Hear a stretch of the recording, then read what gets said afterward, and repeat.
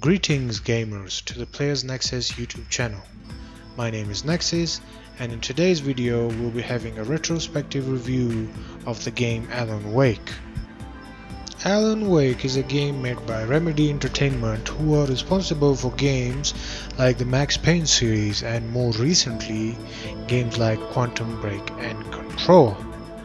Alan Wake is a third-person psychological thriller / action adventure game, and the main plot of the story revolves around the character Alan, who is a best-selling author struggling with writer's block. So Alan and his wife go along for a nice vacation in the remote town of Bright Falls, where the story takes a turn for the worst and Alice goes missing. The main part of the story is set. Alan has to save his wife from the clutches of darkness while uncovering the secrets surrounding the town's supernatural existence. Now that you have a feel of what the game might be, let's dive in straight into the gameplay. So, this game, like other Remedy games that came before it, is a third-person shooter at heart.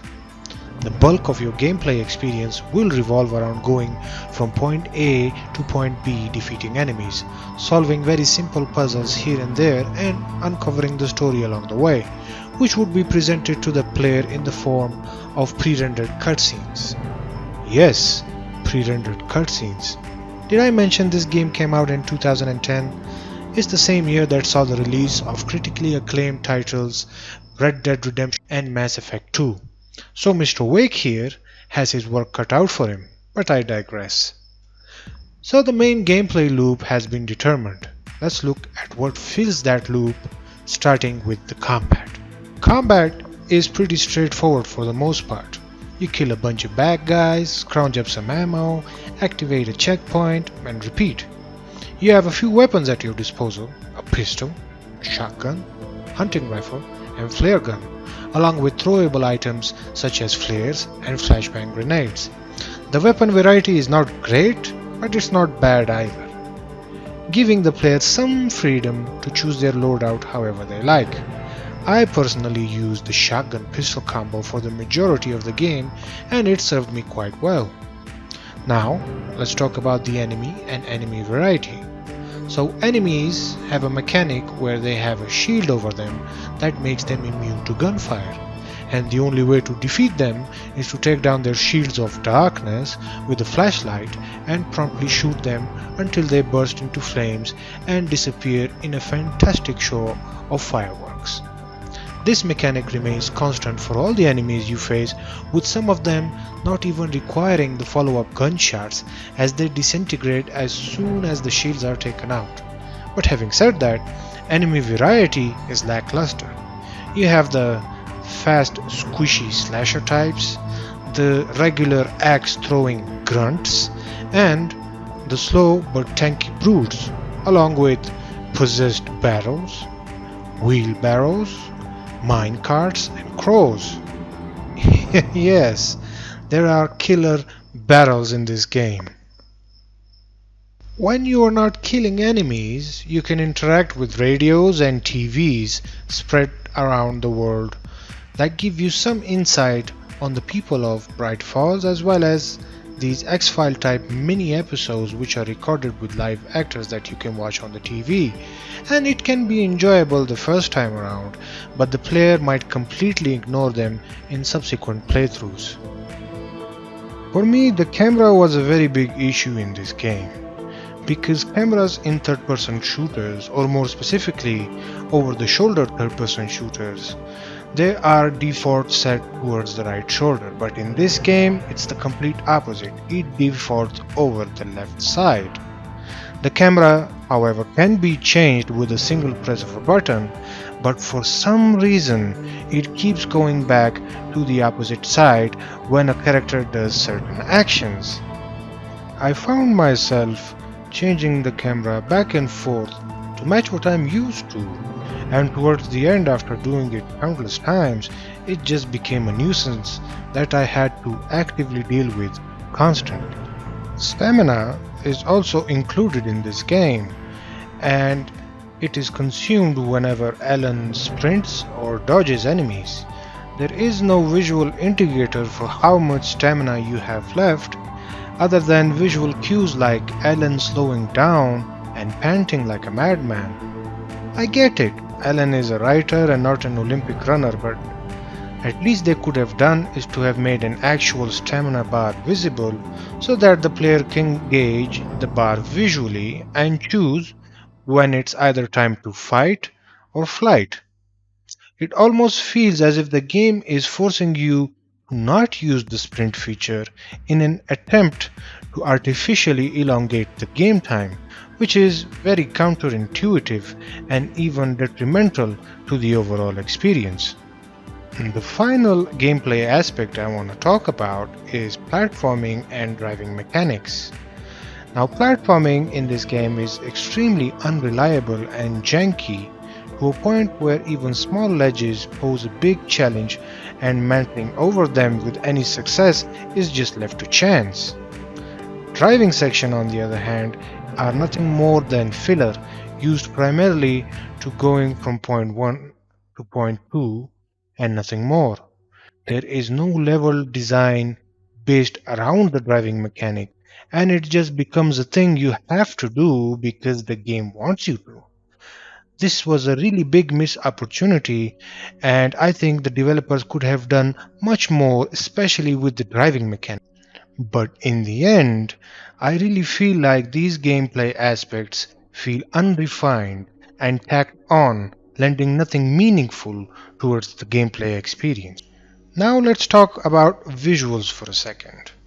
I played this game maxed out on a beefy gaming PC with an RTX 2080 Super, and overall the visual presentation here holds up even well today, with the game using some of the more modern rendering techniques such as volumetric shadows and lighting. Alan Wake is by all means not a bad game to look at, considering it is a decade old. The environments range from dense forests to farms to small towns and industrial complexes. The game does a good job of creating a creepy atmosphere where a sense of dread looms around every corner. I didn't encounter any visual bugs or frame rate drops either. The experience was smooth and pleasant from a visual point of view, so there is nothing much else to add here. Moving over to audio design. Now, sound is an integral part of any video game, especially horror games. It's the yin to the visual's yang, with both working in harmony to produce a memorable gaming experience. A good sound design invokes a certain emotion in the player, and knowing what you want the player to feel as a developer through sound is easier said than done. Pioneers of sound design in horror genre like the Silent Hill or Resident Evil games leverage this pretty well to create a dark and creepy atmosphere where the player is visually and audibly immersed in the gameplay experience. Alan Wake does a pretty good job at this, and it did manage to make me feel the heaviness of the atmosphere and the sense of dread that the game was trying to achieve through cool sound design. Voice acting, on the other hand, did not hit the mark, with most characters feeling like they were forced at gunpoint to record their lines against their will. The delivery of the dialogue was completely bland. Alan Wake, the character voiced by actor Matthew Peretta, delivered his dialogues with a sense of urgency. It felt like he just wanted to get the recording over with. And if the main protagonist doesn't have good voice acting, then what can the player expect from the rest of the cast? Fortunately, though, there were times where the voice acting was semi decent. Barry, who plays the agent for Alan and is a comic relief character, performed much better and was more believable for the role he was set out to accomplish. It's a shame that the game that came out the same year as Red Dead Redemption and made by a developer as well known as Remedy would do such a half-assed job that left much to be desired. Coming to the story of the game, meh. It's basically quote unquote save loved one from the bad guy type scenario. which has been done countless times in games and even movies. There was no real hook to the story, and the lack of clever writing, paired with no plot twist to keep the player engaged, left me not caring about any of the story towards the end. Furthermore, all of the other characters that Alan meets along his journey are unmemorable because you will be only interacting with most of them for a very brief amount of time. It feels like these characters were created as a filler so that the town doesn't feel completely empty, but even then, it fails. The most memorable character for me in the game was Barry, who was Alan's agent, a clever, business savvy guy from New York, voiced by actor Fred Berman, did a decent job at providing, what he was supposed to do as a character, and that was to provide comic relief. Other than Barry, there was not a single character that I truly cared about toward the end of the game. With the story out of the way, let's talk about the replay value of this game.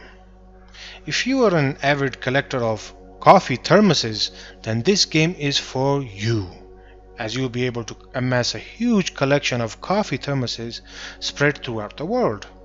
Other collectibles include manuscript pages, and that's all about it. There is no real reason to replay the whole campaign or even certain missions, other than maybe the fact that you want to replay the game on a higher difficulty, or maybe you want to complete all of the achievements. Other than that, there was no replay value in this game for me. Sure, there are some special scenarios that you can play once, but it's the same as the main single player campaign. It's a one and done deal. In conclusion, Alan Wake is an average game in the true sense of the word. Everything it delivers is average, from combat to the story to the overall game design. Pair that with unmemorable characters and mediocre voice acting and no replay value, the game didn't provide that immersive gameplay experience that I was hoping for.